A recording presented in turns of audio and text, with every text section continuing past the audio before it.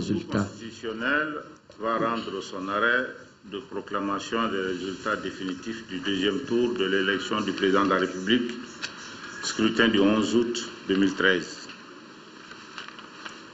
La Cour constitutionnelle, vu la Constitution, vu la loi 97-010 du 11 février 1997, modifiée par la loi numéro 02-011 du 5 mars 2002, portant loi organique déterminant les règles d'organisation et de fonctionnement de la Cour constitutionnelle, ainsi que la procédure suivie devant elle.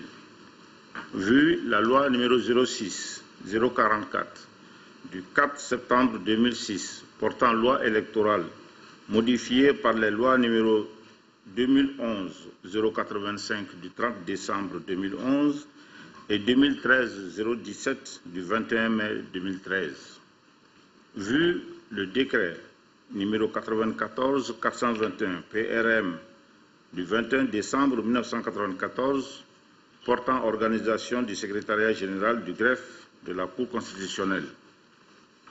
Vu le décret numéro 2013-478 PRM du 27 mai 2013 portant convocation du collège électoral, ouverture et clôture de la campagne électorale à l'occasion de l'élection du président de la République.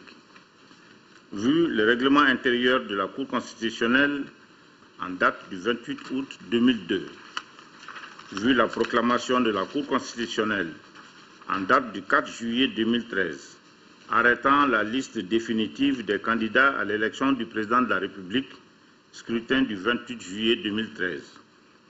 Vu l'arrêt numéro 2013-05 CCEP en date du 7 août 2013, portant proclamation des résultats définitifs du premier tour de l'élection du président de la République. Vu les décisions des préfets, gouverneurs du district de Bamako, des ambassadeurs et consuls portant nomination des présidents, des assesseurs et des assesseurs suppléants des bureaux de vote.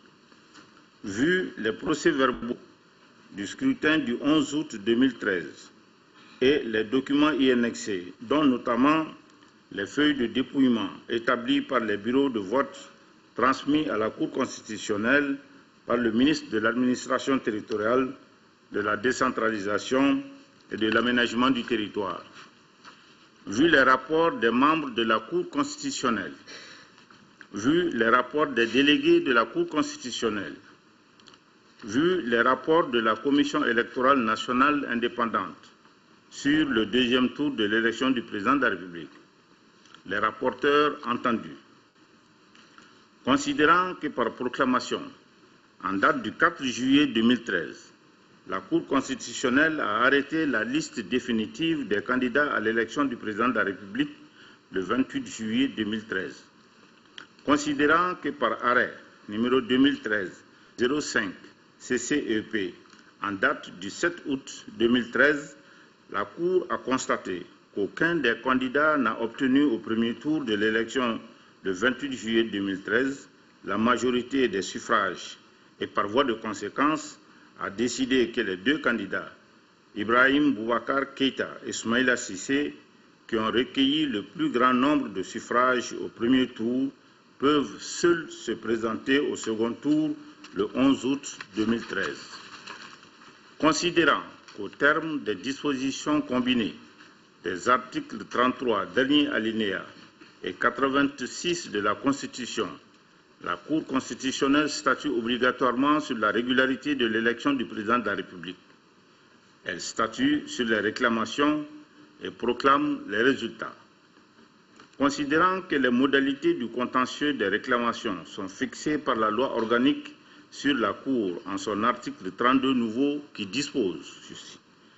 La Cour constitutionnelle, durant les 5 jours qui suivent la date du scrutin, peut être saisie de toute contestation sur l'élection du président de la République ou des députés. Dans les 48 heures qui suivent la proclamation des résultats provisoires des premiers et deuxièmes tours de l'élection du président de la République ou des députés, tout candidat, tout parti politique peut contester la validité de l'élection d'un candidat devant la Cour constitutionnelle. Considérant que le scrutin a eu lieu le 11 août 2013, considérant que le ministre de l'Administration territoriale, de la décentralisation et de l'aménagement du territoire a proclamé le 15 août 2013 à 10 h le résultat provisoire du deuxième tour de l'élection du président de la République, considérant que les délais de recours en application des premiers et deuxièmes alinéas de l'article 32 nouveau précité expiraient respectivement les 16 août 2013 à minuit et 17 août 2013 à 10 h. Considérant que la Cour n'a reçu aucune réclamation dans les délais indiqués, considérant que l'article 155 de la loi électorale dispose, la Cour constitutionnelle procède au recensement général des votes.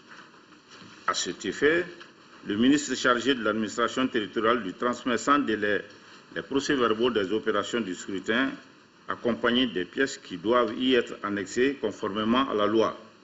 Elle contrôle la régularité du scrutin et en proclame les résultats définitifs. Considérant que les documents électoraux relatifs au suffrage de certains bureaux de vote n'ont été transmis à la Cour constitutionnelle ni par le ministère de l'Administration territoriale, de la décentralisation et de l'aménagement du territoire, ni par la Commission électorale nationale indépendante. Considérant qu'en ce qui concerne le recensement général des votes, la Cour constitutionnelle, après avoir fait le décompte des voix par bureau de vote, tant sur le territoire national qu'au niveau des ambassades et consulats, a opéré diverses rectifications matérielles, procédé au redressement qu'elle a jugé nécessaire. Considérant qu'à la suite de tout ce qui précède, le deuxième tour de l'élection du président de la République a donné les résultats suivants. Électeurs inscrits, 6 829 696. Votants, 3 123 127. Bulletins nuls, 88 664. Suffrages valablement exprimés, 3 34 463. Majorité absolue, 1 517 232. Suffrages obtenus par Ibrahim Boubacar Keïta, 2 355 394, soit 77,62%. Suffrages obtenus par Soumaïla Cissé, 679 069, soit 22,38%. Taux de participation, 45,73%. Considérant qu'au terme de l'alinéa 2 de l'article 33 de la Constitution, le président de la République est élu à la majorité absolue des suffrages exprimés. Si celle-ci n'est pas obtenue au premier tour du scrutin, il est procédé à un second tour le deuxième dimanche suivant.